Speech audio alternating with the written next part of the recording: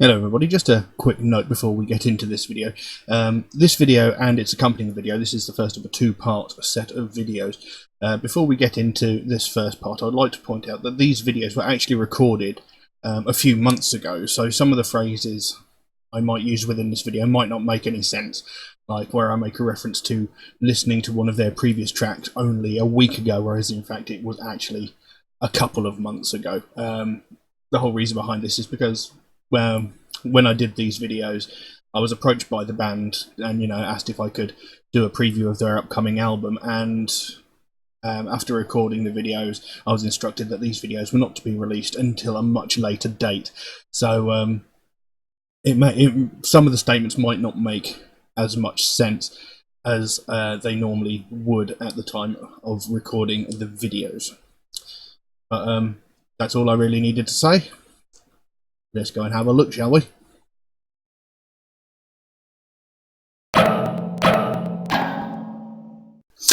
Hello everybody and welcome to another video. Now, I'm going to be revisiting a band called Northwind Wolves. I checked out a video of theirs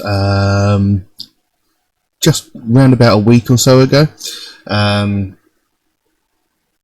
called Last Light Before the Frozen Darkness, something like that. I can't remember exactly the name of it, but they were a black metal band, and I found them very, very interesting because they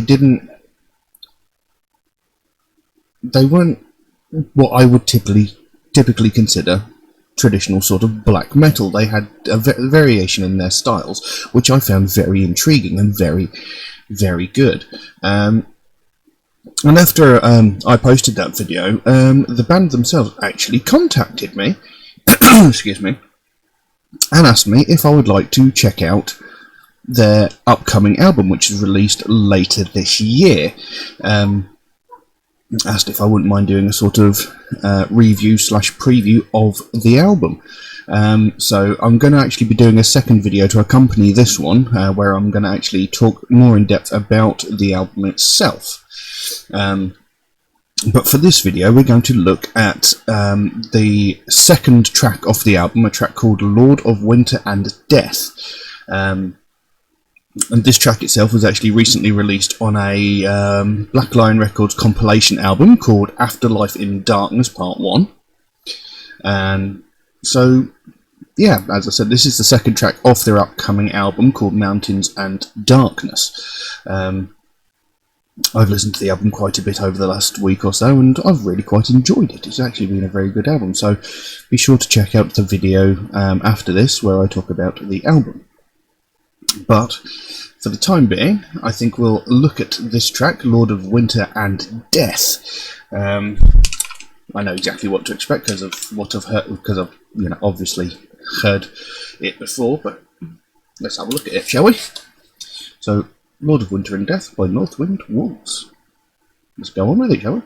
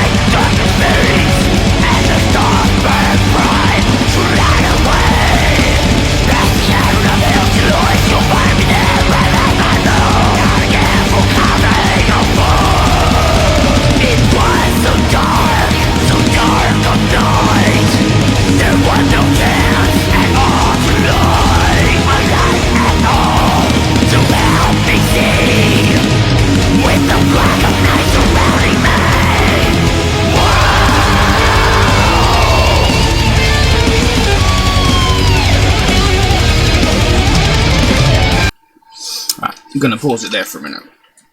Right. As you can tell, you know, a very good, epic sound from this band. You know, they've got really cool sort of melodic elements in the background with the keyboard. You know, it's got really sort of almost ethereal atmosphere sort of floating around the music.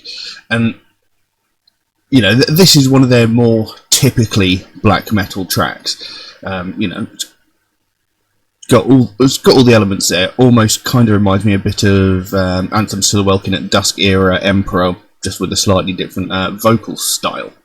Now the track itself, I'm not 100% sure if there is like a really big deep meaning behind it, but it seems to be a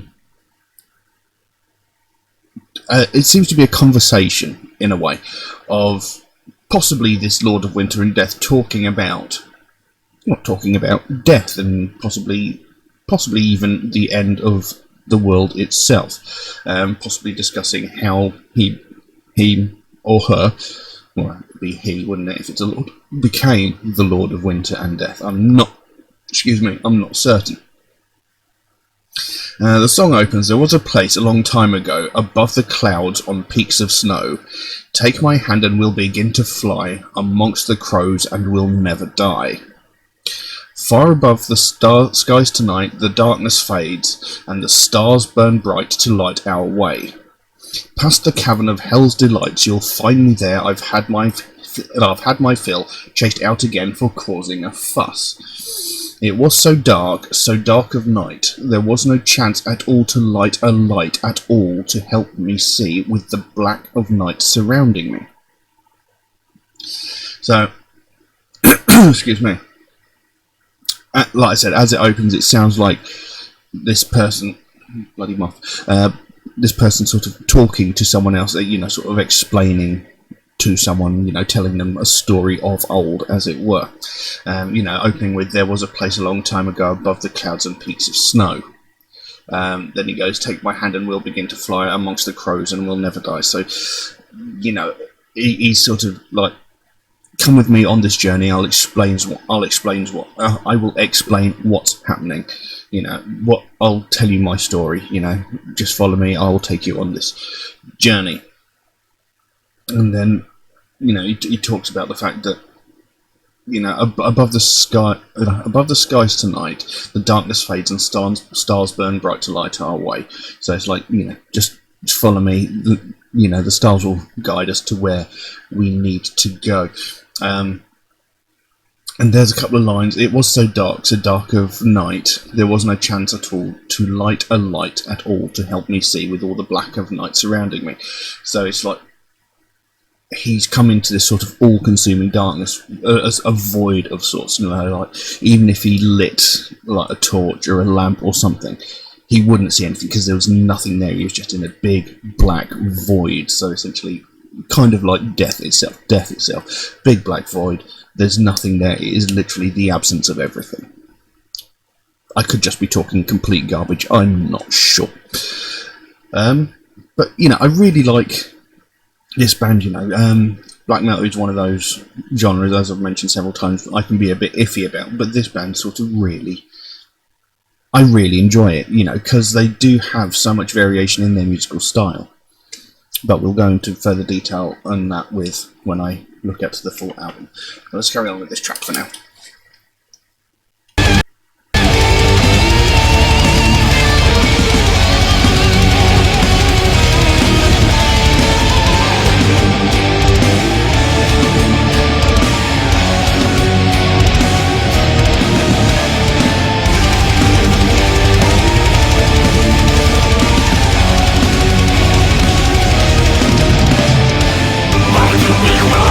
When death has come, you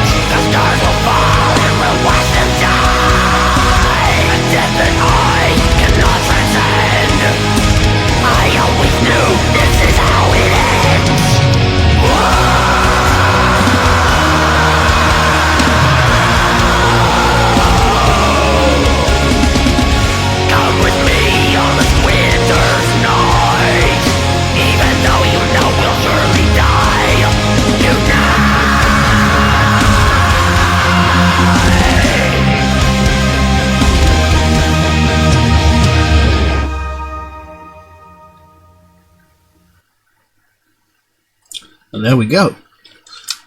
Lord of Winter and Death by Northwind Wolves. Now, as I was saying before, it sounds like someone talking about how they became the Lord of Death and Winter, or, talking about death itself. It could also be, Lord of Winter and Death. It could also be just this guy sort of possibly trying to reassure someone as he takes them to the afterlife, as it were, trying to describe to them what to expect, maybe, when I think about it now. Now, the song came back in with possibly my favourite line from the entire song. Why do we cry when death has come? I think that is a great line, because, we live our lives knowing that death is an inevitability. There's no escaping it. Everybody, sooner or later, will die. So why is it that when it comes to the point when we know we're about to die, why are we so upset by it? We've spent a good, let's say, give or take, about 75, 80 years knowing that this moment is going to come. How have we not come to terms with it already? How have we not come to peace with it? We know it's going to happen. It's inevitable that it's going to happen. How have we not accepted the fact that, it's going to happen? So, I actually quite like that line. It's a bit maybe depressing, but I actually like the line. Anyway, carried on. You live your life like it's nearly done. Beneath the moon and clouded skies, I take a breath and close my eyes. So you live your life like it's nearly done. It's like you're not living your fullest life. You're not, you're just sort of sitting around and doing, almost waiting for death. But then when death comes upon you, you're sort of like, oh my god, I'm not ready. Even though you've spent, like I said, 75, 80 years knowing that it's coming. And then it went back to an earlier part of the song where it said, far above the skies tonight, the darkness fades, and the stars burn bright to light our way. Past the cavern of hell's delights, you'll find me there. I've had my fill. Chased out again for causing a fuss. For some reason, that line just really sticks out to me. Chased out again for causing a fuss. It just doesn't seem to fit into the song. I don't know why. It just that one line just really sticks out to me because it seems so odd. But that might just be me. And then it goes into the sort of chorus bit, as it were. It was so dark of night, there was no chance at all to light, a light at all to help me see with the black of night surrounding me. And then it repeats that verse again. And then it goes back into the song. Look above, is that a star I see? The one that seems to stare right back at me. Come with me on this winter's night, even though you know we'll surely die. The stars will fall from the skies tonight. The stars will fall and we'll watch them die. A death that I cannot transcend. I always knew this is how it ends. Come with me on this winter's night, even though you know we'll surely die tonight. So, again, like I said, this could possibly be, the god, Lord of Winter and Death, taking someone to their final rest and talking to them about what to expect. But it could also be the end of his life as well, possibly with the world coming to an end, where it says, we'll watch the stars fall and we'll watch them die.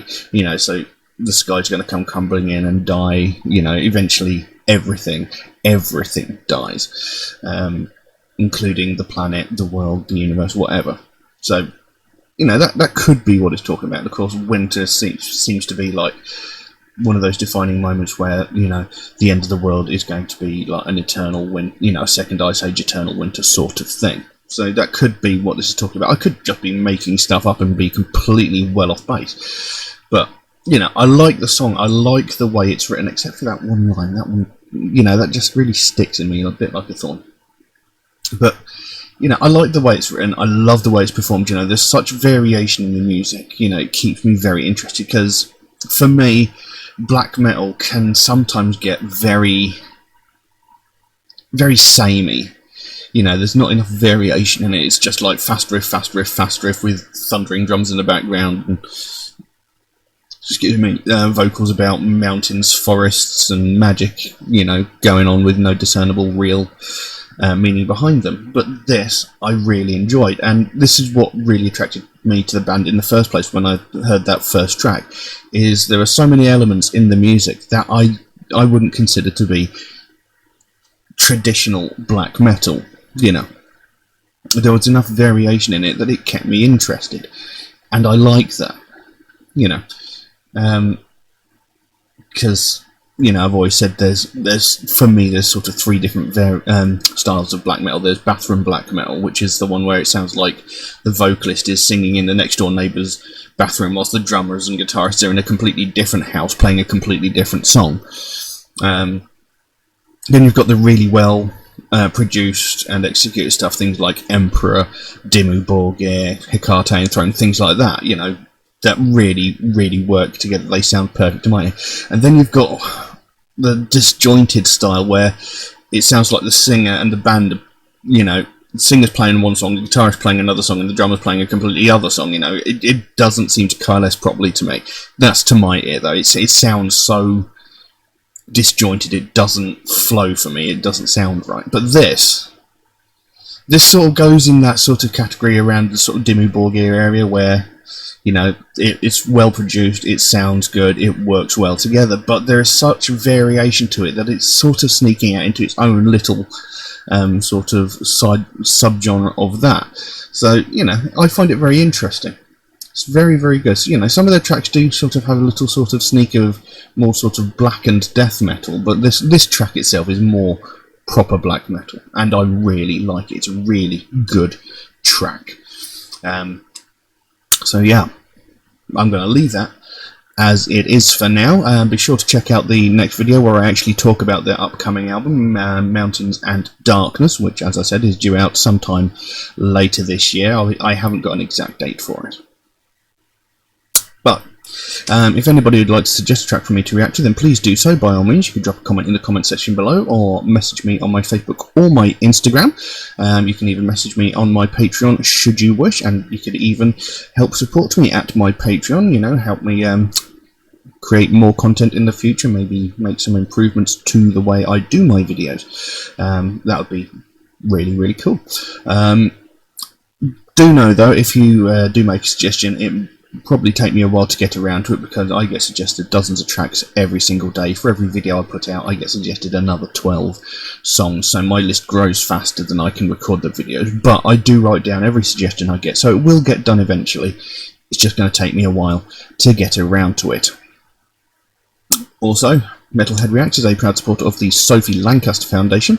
They are a British-based charity whose main focus is to put an end to hate crimes, mainly those perpetrated against people of the alternative culture. Obviously, they want to put an end to all hate crimes, but these crimes that are perpetrated against the alternative culture are their main reason for the foundation, being brought into existence. Because, every single day, all over the world, people who listen to alternative music are getting viciously attacked, verbally, physically attacked, brutalised, hospitalised, just because of the kind of music and clothing that they have.